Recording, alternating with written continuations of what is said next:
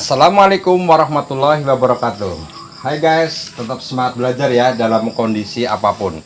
Ingat bahwa pada saat ini kalian libur, tapi tidak ada istilah libur dalam belajar. Pada pertemuan kali ini, saya akan melanjutkan materi tentang pembelajaran sistem endokrin pada video yang pertama. Jadi untuk pertemuan kali ini kita akan membahas pada kelenjar tiroid dan paratiroid. Perlu kalian ingat bahwa kelenjar tiroid itu letaknya ada di sebelah laring ya, dimana di dalamnya terdapat folikel-folikel dalam dua lobus lateral yang terletak di bawah laring. Kemudian tiroid itu menghasilkan 3 hormon, yaitu dikenal dengan T3 atau triiodiotironin, kemudian T4 yaitu tetraiodiotironin, dan yang ketiga adalah kalsitonin. Nah, hormon T3 dan T4 itu fungsinya adalah untuk meningkatkan laju metabolisme sel, sedangkan kalsitonin itu adalah untuk mengatur metabolisme kalsium dalam tubuh dengan cara menyimpan kalsium di dalam tulang. Nah, ini adalah gejala ketika kena kekurangan hormon tiroid, ini kretinisme.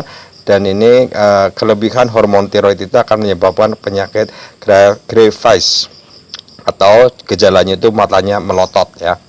Nah, selanjutnya masuk ke kelenjar paratiroid ya. Tadi ada tiroid, ada paratiroid. Ingat bahwa tiroid itu disebut dengan kelenjar gondok, kalau paratiroid itu adalah anaknya gondok. Ini terdapat ada 4 ini nih, yang titik-titik ini yang seperti yang warnanya kuning, ini adalah kelenjar paratiroid. Nah, kelenjar paratiroid itu menghasilkan hormon namanya paratormon atau PTH. Fungsinya untuk mengendalikan keseimbangan kadar kalsium dalam darah. Nah, ketika orang mengalami hiperparatiroidisme itu menyebabkan meningkatnya osteoklas. Ingat ya, osteoklas pada jaringan tulang ada osteoblast, osteosit, dan osteoklas. Osteoklas itu dia itu bisa menghancurkan tulang ya. Nah, apa yang terjadi ketika dia itu meningkat? Nah, itu berarti tulang mengalami kerusakan. Kemudian ada hipoparatiroidisme, yaitu untuk penurunan kadar kalsium dalam darah, sehingga bisa menyebabkan tetanus dan kejang pada otot rangka. Nah, selanjutnya kita masuk ke kelenjar pankreas. Di dalam kelenjar pankreas itu terdapat kelenjar di mana ada sel alfa yang bisa menghasilkan hormon glukagon. Kemudian ada sel beta, yaitu mengeluarkan hormon insulin. Kemudian sel delta itu mengeluarkan hormon somatostatin. Nah, hormon somatostatin itu ada menghalang pertumbuhan dan menghambat sekresi glukagon dan insulin. Nah, dalam proses kerjanya antara glukagon dan insulin itu saling keterkaitan ya. Artinya ketika gula darah kita itu tinggi, maka hormon insulin itu berfungsi untuk menurunkan kadar gula dalam darah, dan kalau misalnya terlalu rendah, maka hormon glukagon itu akan menaikkan kadar gula darah dengan cara memecahkan glikogen menjadi glukosa, sehingga nanti akan menjadi tetap normal. Nah, ketika mengalami defisiensi insulin itu bisa menyebabkan kena penyakit diabetes mellitus. Oke, selanjutnya kita masuk ke kelenjar adrenal, REN ya, REN itu ginjal, dimana di dalam kelenjar adrenal itu ada di bagian medula dan bagian kortek ya. Jadi dilihat ini ada bagian korteknya, ini ada bagian medulanya. Nah, di bagian kortek itu dia menghasilkan hormon namanya glukokortikoid, dan pada korteks selanjutnya dia juga mengeluarkan mineral kortikoid. Jadi fungsinya itu untuk metabolisme glukosa dan metabolisme mineral ya pada korteks. Selanjutnya untuk medula itu menghasilkan hormon namanya adrenalin ya, masih sering ya, sudah familiar kalau misalnya kita menggunakan roller coaster itu biasanya untuk memacu hormon adrenalin. Karena hormon adrenalin itu bisa meningkatkan detak jantung, kemudian untuk meningkatkan tekanan darah dan meningkatkan kadar gula darah. Contohnya misalnya kalian sudah di sekolah, tiba-tiba ada yang dicintainya itu lewat, pasti kalian langsung deg deg deg deg. Nah, itulah adrenalin itu dipacu.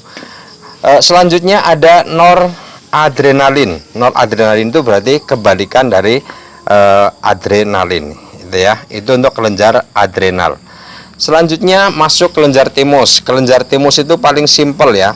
Dia itu letaknya ada di bagian dada, di sini di belakang tulang dada. Fungsinya satu, yaitu sebagai sistem imun, itu saja. Jadi kelenjar timus itu untuk sistem imun. Oke. Selanjutnya kita masuk ke kelenjar pineal. Nah, ini kelenjar pineal itu yang berwarna merah. Jadi letaknya itu di samping hipotalamus dan di atasnya kelenjar hipofisis. Nah, dia itu menghasilkan hormon namanya hormon melatonin ya. Melatonin itu berpengaruh pada pelepasan gonadotropin dan menghambat produksi melanin. Nah, produksi melatonin itu yang pada saat terendah itu pada saat pagi hari, sedangkan pada saat tinggi itu pada malam hari, sehingga melatonin itu bisa menentukan siklus tidur ya. Jadi kalau misalnya pada malam hari itu melatoninnya itu sangat tinggi.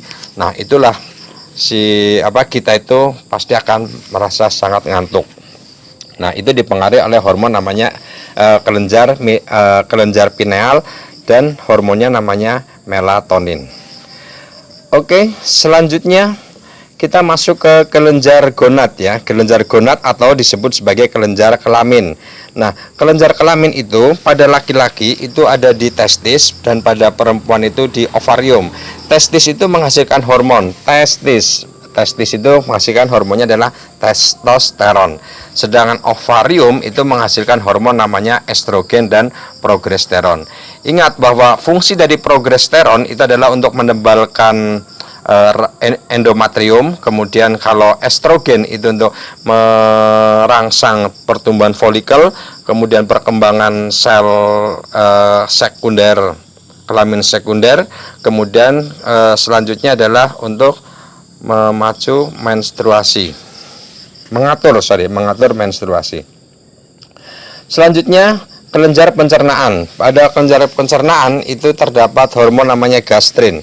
Gastrin itu adalah berfungsi untuk memproduksi getah lambung ya, asam HCl.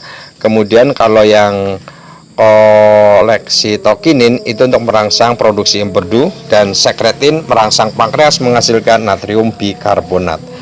Oke, untuk pertemuan kali ini kita sudah sampai pada sistem endokrin. Berarti pada video selanjutnya saya akan menjelaskan tentang bagaimana gangguan-gangguan pada sistem endokrin. Dan nanti kita akan berlanjut pada sistem